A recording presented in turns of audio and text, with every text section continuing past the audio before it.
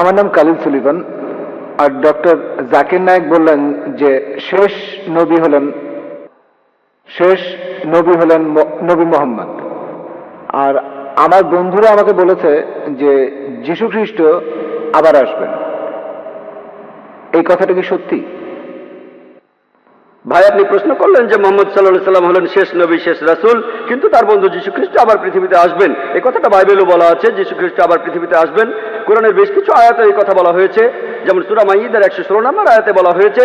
আর সব মিলিয়ে 70টি সহিহ হাদিস আছে যেখানে বলা আছে যীশু খ্রিস্ট আবার ফিরে আসবেন। কিন্তু যে কারণে যীশু খ্রিস্ট আবার পৃথিবীতে আসবেন সেটা হলো খ্রিস্টান ধর্মের যীশু খ্রিস্ট তিনি ঈশ্বরের একমাত্র প্রেরিত দূত, যাকে তার অনুসারীরা ভুল করে ঈশ্বর বলে মানে।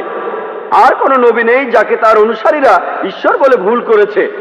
কিন্তু খ্রিস্টানরা তাদের বেশিরভাগই তারা ভুল করে মনে করে যে যীশু খ্রিস্ট নিজেকে ঈশ্বর দাবি করেছেন, আর এই কারণে আল্লাহ সুবহানাহু ওয়া তাআলা তাকে আবার জীবিত করবেন। আর এ সম্পর্কে পবিত্র কোরআনে সূরা মাইদার 116 নম্বর আয়াতে উল্লেখ করা হয়েছে, সেই দিন আপনি সাক্ষী হবেন, হে আল্লাহ সুবহানাহু ওয়া তাআলা, আমি তাদের উপাসনা করতে বলিনি, আমাকে আমি বলেছি আবুদুল্লাহ, আল্লাহকে মানো, রব্বি ওয়া রাব্বুকুম, আমার প্রভু তোমাদের প্রভু। তাই দ্বিতীয়বার পৃথিবীতে এসে যীশু সাক্ষ্য দেবেন যে আমি আমাকে উপাসনা করতে বলিনি, আমি তোমাদের বলেছি এক ঈশ্বরের উপাসনা করতে। তাহলে দ্বিতীয়বার যীশু নতুন কোনো আইন আনবেন না, তিনি আসবেন হযরত মুহাম্মদ সাল্লাল্লাহু আলাইহি সাল্লামের উম্মত হিসেবে। তিনিও এ আইন মেনে চলবেন, কোরআনের আইন আর সহিহ হাদিস। তিনি আমাদের নতুন কিছু শেখাবেন না। তিনি পৃথিবীতে এসে সাক্ষ্য দেবেন খ্রিস্টানদের সামনে, আমি নিজেকে ঈশ্বর দাবি করিনি, এখন তোমরা কোরআন আর সহিহ হাদিস মেনে চলবে।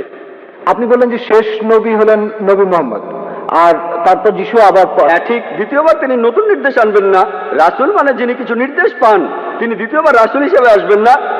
তিনি খ্রিস্টানদের সামনে সাক্ষ্য দিতে আসবেন, আমি নিজেকে ঈশ্বর দাবি করিনি। তিনি নতুন নির্দেশ পাবেন না। আগে তিনি নির্দেশ পেয়েছিলেন ইনজিলে, সেটা 2000 বছর আগের কথা, যেটা বিকৃত হয়ে গেছে।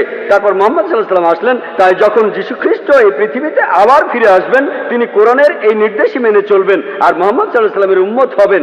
তাহলে রাসূল হিসেবে, ঈশ্বরের দূত হিসেবে সর্বশেষ হলেন নবী মুহাম্মদ সাল্লাল্লাহু আলাইহি সাল্লাম। আশা করি উত্তরটা পেয়েছেন।